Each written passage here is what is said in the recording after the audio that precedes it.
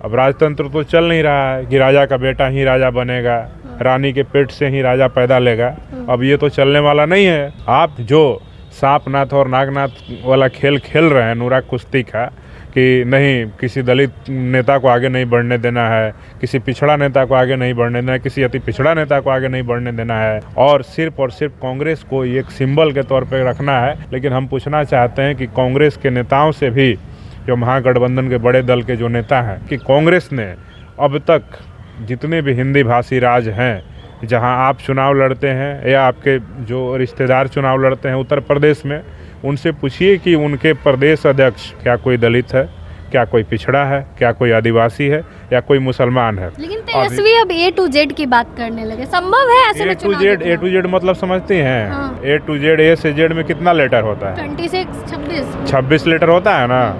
तो ठीक है, तेजस्वी जी को 26 सीट मुबारक हो जाएगा बिहार में। हम 85 और 15 की बात करते हैं, हम सर्वजन और बहुजन की बात करते हैं, तो हम लोग बहुजन वाले लाइन पे हैं, मान्यवर साहब कांसीराम जी के लाइन पे हैं। बिहार सहित देश के तकरीबन 20 राज्यों में हमारा संगठन है, और ये मैं दावे के साथ कहता हूँ कि इंडिया गठबंधन की मजबूरी हो या मजबूती हो, दोनों के लिए चंद्रशेखर आज़ाद रावण, भीम आर्मी और आज़ाद समाज पार्टी बेहद जरूरी है। बिहार में अगले साल विधानसभा चुनाव है, सभी पार्टियां तैयारियों में लगी हुई है। ऐसे में जब पत्रकारों ने तेजस्वी यादव से पूछा कि वो आज़ाद समाज पार्टी के चंद्रशेखर आज़ाद रावण के साथ गठबंधन करेंगे, तब उन्होंने मना कर दिया। साफ तौर पे तो इनकार नहीं किया तेजस्वी यादव ने, लेकिन बातों को घुमाकर उन्होंने साफ कह दिया है कि वो गठबंधन नहीं करने वाले हैं। इन्हीं सब मुद्दों पर बातचीत करने के लिए हमारे साथ भीम आर्मी के प्रदेश अध्यक्ष है अमर ज्योति जी। क्या कुछ कहेंगे? तेजस्वी यादव तो इनकार कर दिए। देखिए, उनकी पार्टी है और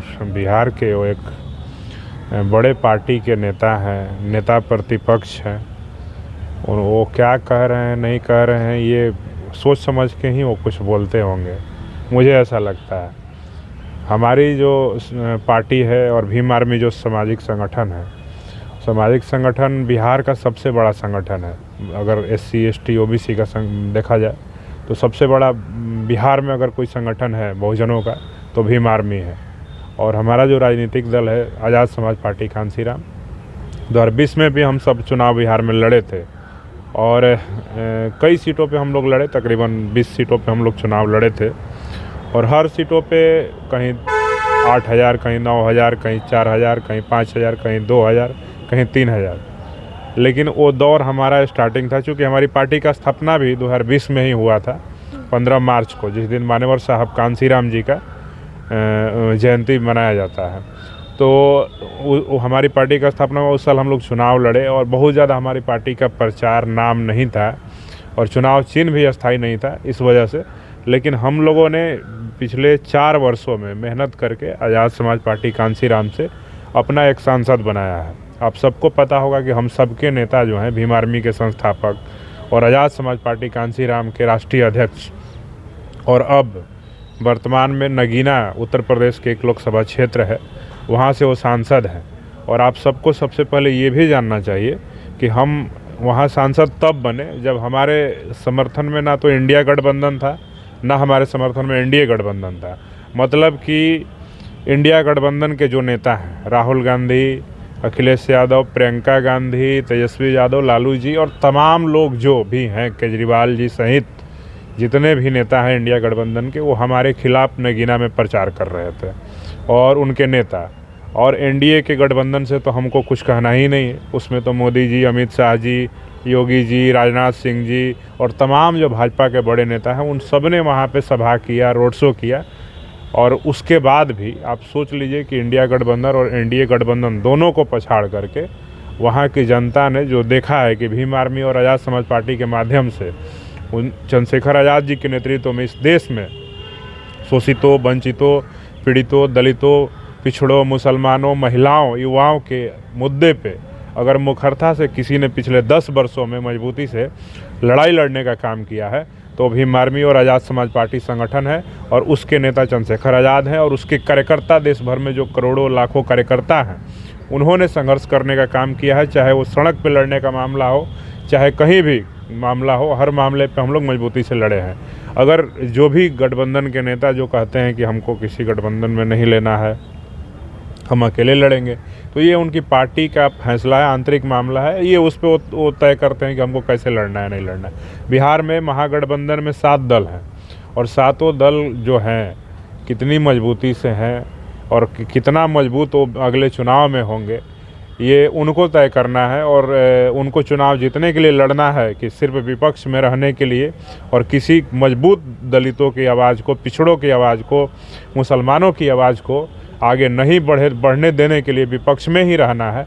तो उनको उनकी राजनीति मुबारक हो। हम सब लोग विधायक बने, अपना सरकार बनाए नहीं बनाए, लेकिन हम आपको ये ज़रूर कह सकते हैं कि बिहार की जनता को हम ये बता देना चाहते हैं, ये संदेश देना चाहते हैं कि आपके दुख में, आपके ऊपर हो रहे शोषण, जुल्म, अत्याचार पे, अन्याय पे, आपके संवैधानिक अधिकारों की कटौती पे और तमाम मामलों पे कोई पार्टी आए ना आए, कोई नेता आए ना आए, लेकिन हम सब भीम आर्मी और आज़ाद समाज पार्टी कांसीराम के जो कार्यकर्ता हैं, पदाधिकारी हैं, आप सबके भाई, आप सबके बेटा बन करके आपके हर दुख में हम सब आपके साथ मजबूती से के साथ खड़े रहेंगे और आपकी लड़ाई जिस प्रकार अभी हम लोग सड़कों पे लड़ रहे हैं, उसी प्रकार से अपनी मजबूती से लड़ाई लड़ते रहेंगे। और जहाँ तक चुनाव की बात है, तो हमारी पार्टी आज़ाद समाज पार्टी कांसीराम भारतीय निर्वाचन आयोग से अब रजिस्टर्ड हो गई है। तो लोकतंत्र में जो भी पार्टी रजिस्टर्ड हो जाती है, अब राजतंत्र तो चल नहीं रहा है कि राजा का बेटा ही राजा बनेगा, रानी के पेट से ही राजा पैदा लेगा। अब ये तो चलने वाला नहीं है। तेजस्वी यादव पे कटाक्ष नहीं, हम उनको नहीं कह रहे हैं भाई। राजतंत्र को मानने वाले जो नेता, जिनको लगता है कि नहीं राजतंत्र अभी भी भारत में कायम है, तो मैं उन सबको कह रहा हूँ, चाहे वो कोई भी हो। तो हम यही कहेंगे कि देखिए, अब लोकतंत्र है, तो लोकतंत्र में जब पार्टी बनती है तो पार्टी का कर्तव्य होता है, पार्टी के नेता का, कि सारे सीटों पे हम सब चुनाव लड़ें। और ये भी जान लीजिए कि हम तमाम जो महागठबंधन में दल हैं, राष्ट्रीय जनता दल को छोड़ दिया जाए, जो कि उनके वोट बैंक्स हैं, मैं मानता हूँ, इसमें कोई दो राय नहीं है। लेकिन एक और जो दूसरी बड़ी पार्टी उस गठबंधन में है, जिसका नाम है भारतीय राष्ट्रीय कांग्रेस, उस कांग्रेस पार्टी की बिहार में ये स्थिति है कि उनके प्रदेश अध्यक्ष कहीं ज़िले में जा कर के पैदल यात्रा करते हैं, कोई धरना करते हैं, कोई प्रदर्शन करते हैं, चाहे राजधानी में भी करते हैं, तो उनके साथ 50 लोग भी नहीं होते। मुझे याद है कि हम लोग पिछले साल बहुजन समाज जोड़ो पद यात्रा कर रहे थे, मोतिहारी में हम लोग का उस दिन यात्रा था, और हमारे यात्रा में तकरीबन 2 से 3 हज़ार लोग थे, जबकि हमारे नेता चंद्रशेखर आज़ाद जी नहीं आए थे। वहाँ पे मैं खुद था और हमारी पार्टी के अध्यक्ष जी थे।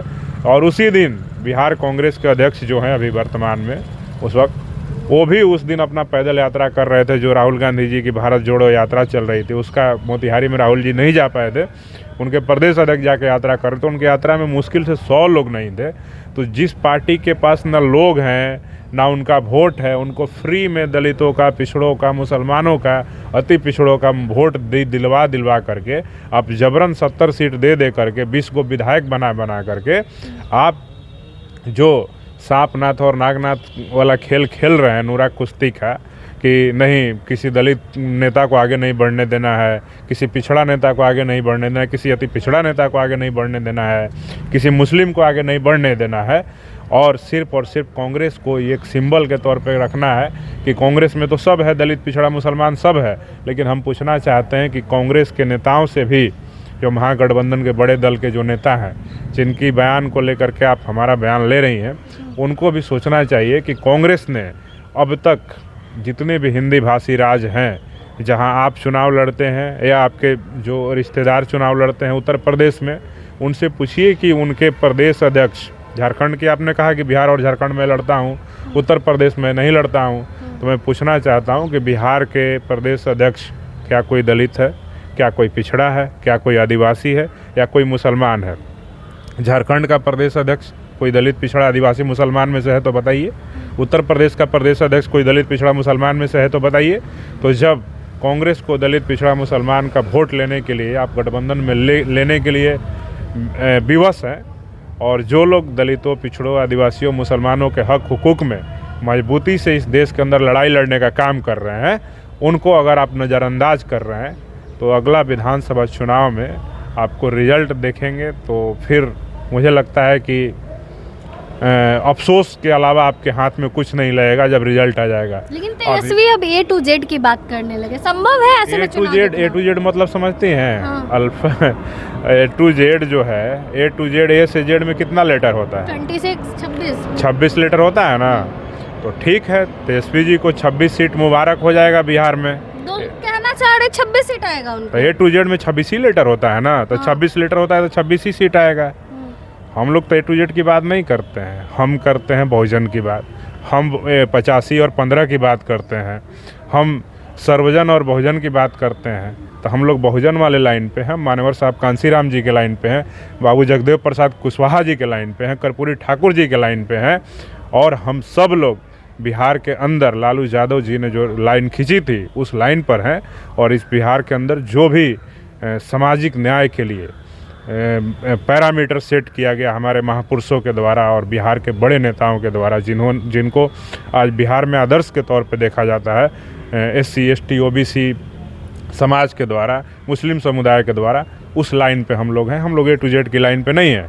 तो A to Z वाले को A to Z वाला जितना सीट है उनको आ जाए तो बहुत अच्छी बात है। बाद बाकी चुनाव का रिजल्ट क्या होगा नहीं होगा ये देखा जाए। लोग अकेले चुनाव लड़ेंगे? देखिए ये हमारी पार्टी है और लोकतंत्र में सबका अधिकार है चुनाव लड़ने का। बिहार में कई पार्टियां चुनाव लड़ती हैं, सारी सीटों पे लड़ती हैं। आप जिस गठबंधन की बात कर रहे हैं उस पार्टी के लोग भी तो चुनाव लड़ते हैं। अभी आप इंडिया गठबंधन में है, इंडिया गठबंधन के नेता हैं शरद पवार। आप 2020 का चुनाव का रिजल्ट उठा के देखिए, शरद पवार की पार्टी बिहार में चुनाव लड़ रही थी, तो आप उनको नहीं कहते हैं कि शरद जी का है बिहार में आके चुनाव लड़ रहे हैं। उद्धव ठाकरे की पार्टी यहाँ पे चुनाव लड़ती है, आप उनको नहीं कह रहे हैं। आपकी झारखंड मुक्ति मोर्चा बिहार की कई सीटों पे जो झारखंड से लगा हुआ है वहाँ पे चुनाव लड़ती है, आप उनको कहीं कुछ नहीं कह रहे हैं। लेकिन भीम आर्मी और आज़ाद समाज पार्टी बिहार सहित देश के तकरीबन 20 राज्यों में हमारा संगठन है। और ये मैं दावे के साथ कहता हूँ कि इंडिया गठबंधन की मजबूरी हो या मजबूती हो, दोनों के लिए चंद्रशेखर आज़ाद रावण, भीम आर्मी और आज़ाद समाज पार्टी बेहद ज़रूरी है।